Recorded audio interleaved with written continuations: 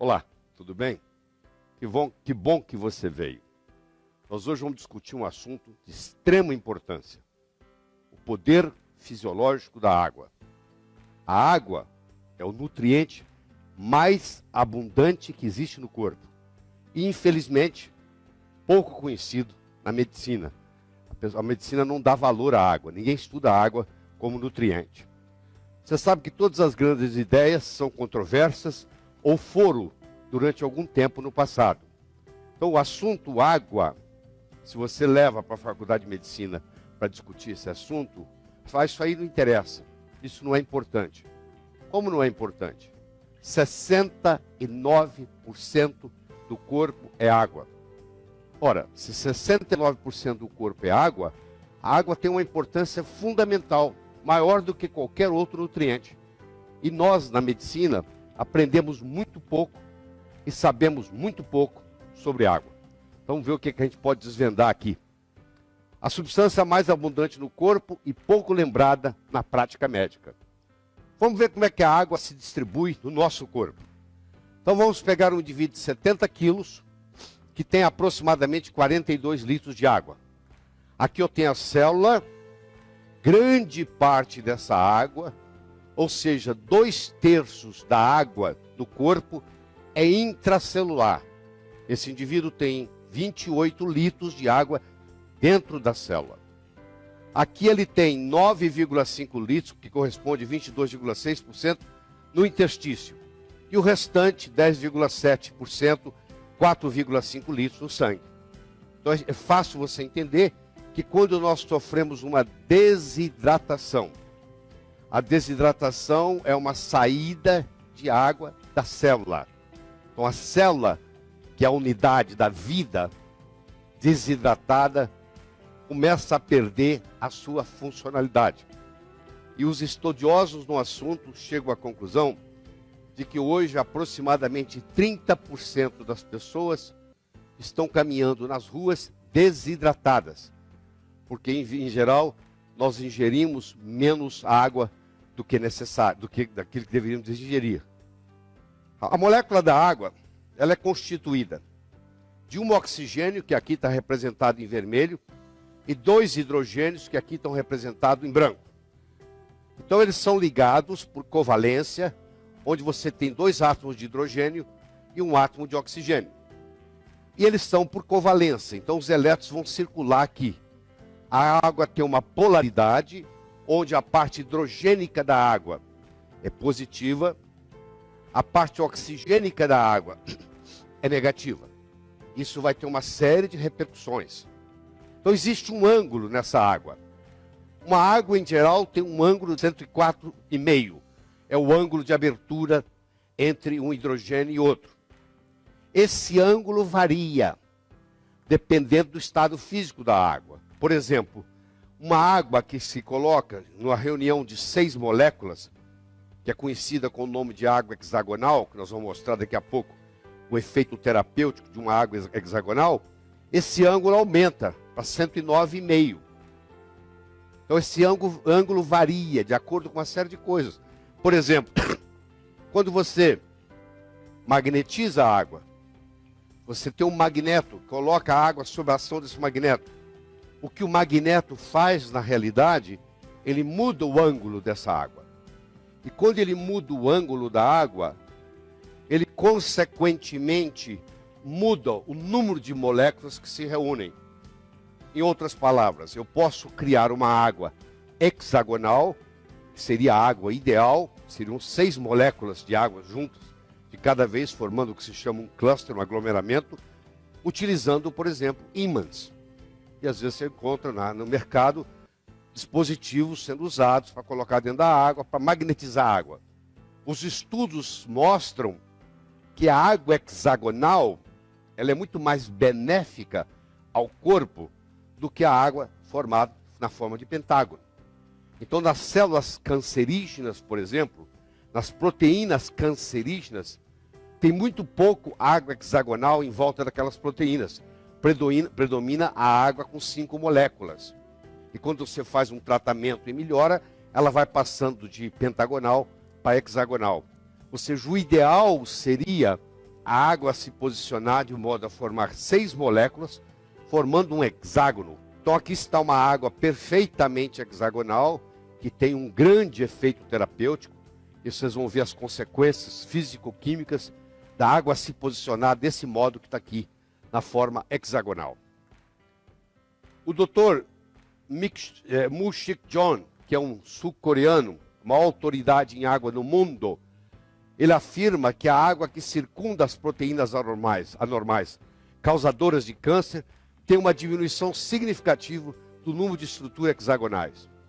Então hoje existe um incentivo, existe um estímulo em um paciente, por exemplo, cancerígeno, fazer com que a água dele se reestruture de uma forma hexagonal, e nessa reestruturação, na forma hexagonal, teria uma influência benéfica no tratamento do câncer, prevenindo metástases e etc. Então existem trabalhos hoje mostrando que você pode fazer terapêuticas no corpo através da mudança da estrutura da água. Todas elas são H2O, mas a estrutura faz uma diferença. O turnover hídrico, a água está sempre se renovando no corpo. Então, se nós ingerirmos em torno de 2.300 ml de água por dia, nós vamos eliminar em torno de 1.400, um pouco menos de 2/3. Nós vamos eliminar na urina, 100 ml nós vamos eliminar no suor, 200 ml nós vamos eliminar nas fezes, e em torno de 600 ml no trato respiratório e na pele. Isso fazendo uma renovação da água, porque a água, como qualquer outra estrutura, também envelhece. Então nós temos que fazer um turnover, nós temos que fazer uma rotatividade hídrica. A água tem que estar sempre sendo substituída no nosso organismo. E se nós não ingerimos o suficiente, esse turnover hídrico não ocorre e nós acabamos tendo água velha no corpo. E isso tem repercussões na nossa saúde. No processo de envelhecimento, nós temos a idade cronológica, que é a idade da nossa certidão de nascimento. E temos a nossa idade biológica, que é a idade do desgaste do nosso corpo. Nós podemos ter um indivíduo de 40 anos de idade, que tem corpo de 50. Nós podemos ter um outro indivíduo com 40 anos de idade, que pode ter corpo de 30. Eles têm a mesma idade cronológica, mas têm idades biológicas diferentes. Será que nós podemos modificar essa idade biológica, essa idade do desgaste do corpo? Já que nos dias de hoje as pessoas estão passando mais tempo doentes, será que a água tem alguma repercussão nisso, já que ela é o elemento mais abundante do corpo? O grande filósofo Emerson dizia que a velhice parece ser a única doença, todas as outras estão contidas nela. Ou seja, à medida que nós envelhecemos, nós estamos mais propensos às doenças, em geral. Um indivíduo de 18 anos raramente vai doente para o hospital. Um indivíduo de 78 frequentemente está no hospital doente, com alguma enfermidade. Que enfermidades são essas? É a dislipidemia, é a resistência insulínica, é a doença cardiovascular, é o acidente vascular cerebral, é o câncer, é o diabetes tipo 2, é a pressão alta, é a morte prematura e é o envelhecimento precoce. A pergunta que nós temos que fazer nesse momento é a seguinte: será que a água que ingerimos está contribuindo para o aumento das doenças degenerativas? Será que a água que nós estamos ingerindo, de alguma forma, está deteriorada? Essa é a questão chave que nós vamos discutir. Se ela está contribuindo para esse processo todo de doenças degenerativas que estão aumentando cada vez mais na humanidade. E será que, dependendo do tipo de água que ingerimos, podemos promover uma compressão de morbidade? Ou seja, ao invés de ficarmos 20, 30 anos doentes para depois morrer, ficarmos apenas meses doentes, ou talvez dias para depois morrer, e fazer uma retangularização dessa curva de deterioração? Será que a água tem uma influência nisso aqui? Parece que sim. Existe um hospital em Tóquio, no Japão, onde o único tratamento é feito com água ionizada, que nós vamos conhecer daqui a pouco. O que é uma água ionizada? Ela hoje é usada como remédio, principalmente no Japão. Toda água não é criada igual. E é a estrutura da água dentro dos nossos corpos que determina, em última instância, saúde ou doença. Então não é só saber se ela é pura ou se ela não é pura. A pureza é uma característica importante da água, mas é uma de muitas que nós vamos discutir. Então, a primeira é a pureza, mas tem muitas outras. A nossa saúde pode ser melhorada através da melhoria da qualidade da nossa água, e doenças podem ser realmente tratadas com água. Como eu disse, no Japão, isso já está ocorrendo. É 100 vezes mais difícil curar um organismo enfermo que preveni-lo de adquirir a enfermidade. Essa prevenção pode ser facilitada pelo uso correto da água. Então, a função desse DVD é mostrar para você que nós temos um nutriente que pode prevenir uma série de doenças quando ele for o nutriente correto, adequadamente usado. O que é um nutriente correto, adequadamente usado? Se a água estiver inadequada, não adianta tratar só do peixe.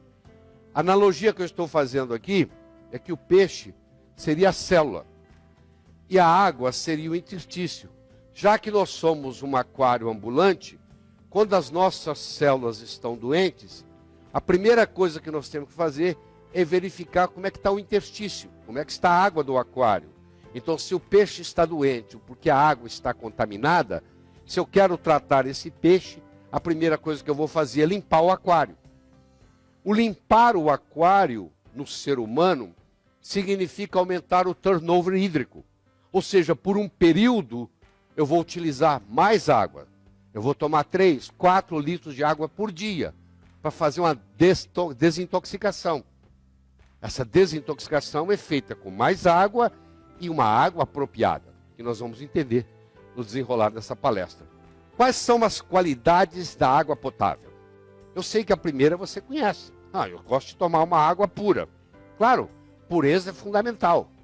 E pureza inclui muitas coisas. Pureza inclui livre de contaminantes, como cloro, como flúor, que são colocados na nossa água de propósito. O cloro é colocado para matar as bactérias e o flúor é colocado, teoricamente, para ajudar a evitar cárie. Nos países de primeiro mundo, tanto o cloro quanto o flúor estão sendo abolidos. O flúor para provar que realmente as cáries começaram a cair muito antes da introdução do flúor na água. Então, eu não tenho tempo aqui para discutir, mas existe uma grande discussão científica se o flúor na água realmente faz bem ou faz mal. A tendência mundial, inclusive da Organização Mundial de Saúde, é mostrar que o flúor está fazendo mais mal do que bem. Então, é considerado um veneno. O cloro também é um halógeno que tem uma repercussão muito grande no corpo. Então, esses dois halógenos contribuem para muitos problemas no corpo, inclusive casos de hipotiroidismo. Porque já que o flúor, o cloro, o bromo e o iodo são halógenos, e eles são capazes de deslocar o iodo da tireoide. Nós temos os metais tóxicos, cada vez mais. Eu já mencionei anteriormente de que os nossos rios no Brasil estão contaminados com metais tóxicos, a maioria metais pesados, que interferem profundamente na nossa fisiologia. Se eu tomo uma água que tem metal tóxico, tem metal pesado, faz uma diferença muito grande. Os chamados xenoestrógenos, os bisfenol A, os fitalatos, são substâncias derivadas do petróleo que entram na nossa água, que entram no nosso corpo, que não são biodegradáveis, que não saem mais a não ser pelo suor e que interferem no nosso mecanismo hormonal. São disruptores hormonais. E, finalmente, os compostos orgânicos, que se combinam e formam estruturas venenosas. Então, é claro que quando eu quero tomar uma água, ela não pode ter cloro, ela não pode ter flúor de preferência, ela não pode ter metais tóxicos, ela não pode ter xenoestrógeno, ela não pode ter compostos orgânicos. Isso é a parte da pureza. Importantíssimo, fundamental, mas não é só, não é essencial. Não é só isso. Precisa de outras coisas. Pra você ter uma ideia, você pode tomar, por exemplo, uma água engarrafada, que vem de uma mina teoricamente pura, mas no transporte desta garrafa, na carroceria de um caminhão, com o sol batendo ao meio-dia, isso libera xenoestrógenos. libera bisfenol A, libera ftalato. E essa água chega à sua mesa já contaminada, pelo processo da contaminação de xenoestrógeno, que vai ter uma interferência grande no seu corpo, inclusive relacionado com a produção de câncer, câncer de mama na mulher, câncer de próstata no homem. A segunda característica importante é o potencial hidrogeniônico, é o pH. Se você lembrar da escala, nós temos um pH neutro, que é em torno de 7, abaixo de 7 o pH é ácido, acima de 7 o pH é alcalino. Só para você ter uma ideia, o nosso sangue tem um pH que oscila entre 7,35 e 7,45. Todas as vezes que eu ingerir uma substância que tem um pH menor que o pH sanguíneo, o meu corpo vai ter que fazer um sacrifício, um buffer, para poder acomodar esse pH. Se eu tomo uma água que tem um pH de 5,8, vamos facilitar aqui, vamos pôr um pH de 5, o pH é logarítmico. De 5 para 6 são 10, de 6 para 7 são 100. Ou seja, se eu tomar uma água de 5,3 e o meu pH do sangue tem que ser 7,3 ou mais, eu estou tomando uma substância que tem um potencial hidrogeniônico 100 vezes maior que o potencial hidrogeniônico do meu sangue. E o meu organismo vai ter que fazer um esforço enorme para poder compensar isso. Esse é o grande processo. À medida que nós envelhecemos, nós vamos nos acidificando. Um jovem é alcalino, um recém-nascido é alcalino, uma pessoa idosa é ácida. À medida que você envelhece, você vai acidificando. Quanto mais substância ácida nós ingerimos, pior para nós. O câncer, por exemplo, para desenvolver, precisa desenvolver num ambiente ácido. O câncer não desenvolve num ambiente alcalino. Pra você ter uma ideia, um sangue com pH de 7,45 contém 64,9 mais oxigênio do que um sangue com pH 7,3. À medida que eu aumento a minha alcalinidade no corpo, eu aumento a minha concentração de oxigênio. As minhas células estão mais oxigenadas. Quando o pH sanguíneo cai abaixo de 7,27, há um aumento de 100 vezes no estímulo osteoclástico. O que significa isso? A acidose é uma das causas de osteoporose. Se eu tomo muita coisa acídica, ácida, como o caso de refrigerantes, por exemplo, eu crio uma situação metabólica no corpo, onde os destruidores de ossos, que são os osteoclastos, são estimulados. E isso leva à osteoporose. Quem faz uso de refrigerante diariamente, a longo prazo, vai desenvolver osteoporose, por esse mecanismo. Nós falamos sobre pureza, nós falamos sobre pH, eu agora gostaria de falar sobre redox. O que é redox? Redox é o poder de oxirredução da água. A água pode ser oxidante ou a água pode ser antioxidante. Vai depender do seu poder de redução, de oxirredução. O que é isso? Aqui eu tenho elétrons rodando na órbita de um átomo, e esse elétron, por exemplo, está rodando no sentido horário, esse aqui está rodando no sentido anti-horário, e eles estão equilibrados. Se eu tiro um elétron daqui, seja este ou aquele, eu faço essa estrutura ser um radical livre. E ela agora vai buscar um outro elétron de algum lugar para compensar. Então essa estrutura passa a ser um oxidante.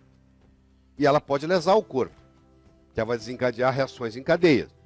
Então isso acontece. Por outro lado, se eu tiver uma substância que doa elétrons, ela é antioxidante. A água antioxidante, ela doa elétrons. A água oxidante, ela rouba elétrons. Então você tomar uma água que tem um ORP negativo, ela funciona como se fosse um remédio. Ela é um antioxidante. Enquanto ela está com ORP negativo, ela é antioxidante. Quando ela passa a ter um ORP positivo, ela é oxidante. Aqui, por exemplo, está a água da torneira. Aqui estão as águas purificadas. Que águas purificadas? A água desionizada, a água destilada, a água de osmose reversa, são todas altamente oxidantes. Por isso que elas não devem ser ingeridas.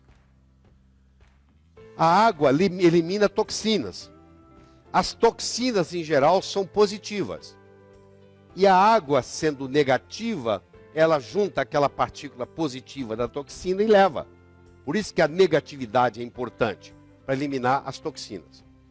Então eu tenho a pureza, eu tenho o pH, eu tenho o redox. Vamos conversar sobre a condutibilidade. Eu dou um comando para o meu braço, digo, levanta o braço, meu braço levanta. Foi um comando do meu cérebro, foi para o meu braço, levantou o meu braço. Para isso acontecer, esse estímulo que sai do meu cérebro e vai para o meu braço, ele tem que ser conduzido. E quem faz a condução disso é a água com os seus solvente água, com os seus solutos, que são minerais. Se eu tomar uma água totalmente sem mineral, para começar a minha condutibilidade é comprometida. Eu fico mais lento, eu fico mais devagar, o meu raciocínio fica mais lento. Porque o raciocínio é um mecanismo eletroquímico que precisa de ser conduzido de uma célula para outra. O ideal é eu tomar uma água que tenha mais de 100 partículas por milhão de mineral, de partícula sólida, seja o cálcio, seja o magnésio, seja o potássio, seja o sódio. São elementos que estão ali dissolvidos que vão ajudar, vão funcionar como íons e vão fazer a condutibilidade do fenômeno elétrico, que a água, a principal função dela é essa. Então, por exemplo, se eu pego uma água destilada, que está, por exemplo, num pH de 7, do ponto de vista do pH não tem muito problema, ela está neutra, mas ela não tem os minerais necessários. Se ela não tem os minerais necessários, o que eu vou fazer? Eu vou começar a extrair mineral do osso para fazer a condutibilidade. O que vai acontecer? Vai desenvolver um fenômeno de osteoporose a longo prazo. Então a água purificada, ela é destilada, ela é desionizada ou ela é em osmose reversa. Essas são águas que não devem ser tomadas. Quando você vê no rótulo, água purificada, não deve ser tomada. A maioria das águas, dos refrigerantes, porque o refrigerante, 99% é água. Colocou-se alguma coisa lá dentro, colocou-se um corante, colocou-se um açúcar, colocou-se uma cafeína, colocou-se um sal. Mas, em geral, a água que está lá é purificada. Então, esse é um dos grandes problemas do refrigerante. É que ele usa água purificada. Ou seja, água que tem nenhuma condutibilidade. Por isso que refrigerante a longo prazo desenvolve osteoporose. A pureza, o pH, o redox, a condutibilidade e agora vem a tensão superficial. Quanto menor a tensão superficial, melhor a água. Porque a água tem que ir para os capilares, ela tem que subir contra a gravidade. Se ela tem uma tensão superficial alta, ela não sobe onde ela devia de ir, porque a tensão superficial segura. E com isso, às vezes, ela pode até desidratar. Tem água que é desidratante, eu sei que é difícil entender. A água não é apenas uma coleção de moléculas individuais de H2O. Em vez disso, a água em estado líquido é caracterizada por uma estrutura específica, H2O vezes N, onde N é igual ao número de moléculas de água que estão unidas. Então eu posso ter águas que estão unidas de um jeito, nós vamos ter águas que estão unidas de um outro. No caso aqui, é uma água onde tem 6 moléculas de água juntas. Isso hoje, por ressonância magnética nuclear, em inglês chamado NMR, nós podemos determinar o tamanho do cluster de uma água. A água na forma hexagonal é uma água boa. Tem estudos mostrando que esse é o ideal. É você colocar 6 partículas. Agora, se você pega uma água que tem 3, aqui tem 3 e tem 4, 8 e 3, 11. Aqui tem 11 H2Os.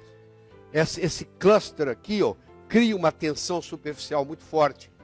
Então a água não sobe no capilar, ela não hidrata. Então o cluster, o tamanho do cluster e a estrutura do cluster faz uma diferença.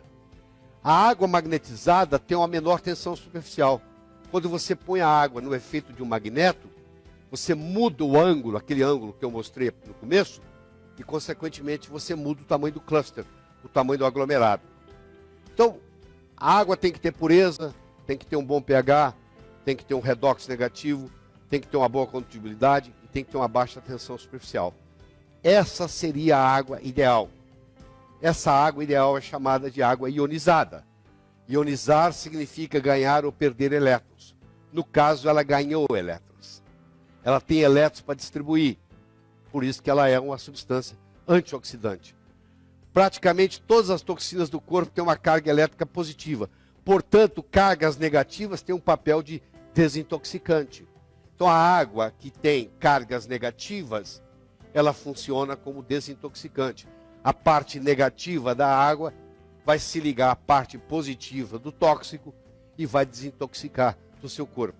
A água ionizada é um agente desintoxicante, além de ser 6 vezes mais hidratante que a água não ionizada. A água ionizada, ela é antioxidante, ela é alcalinizante, ela é hidratante e ela é desintoxicante. Essa é a água ideal. É a água que funciona como antioxidante, ou seja, não deixa você ter estresse oxidativo. Você toma ela 3, 4, 5 vezes por dia. Ela é alcalinizante, ou seja, à medida que você envelhece, você vai acidificando, ela rejuvenesce você. Ela tem que ser hidratante, ela tem que ter baixa tensão superficial para ela subir no capilar, e ela tem que ter a negatividade para ela fazer a desintoxicação, já que a maioria dos tóxicos tem carga elétrica positiva. Então, uma água potável de boa qualidade, ela deve ter uma pureza filtrada sem retirar os minerais, porque se eu retirar tudo, ela não tem condutibilidade. Ela tem que ter um pH pelo menos acima de 7,5, o ideal é ingerir uma água com pH 9 ou 10.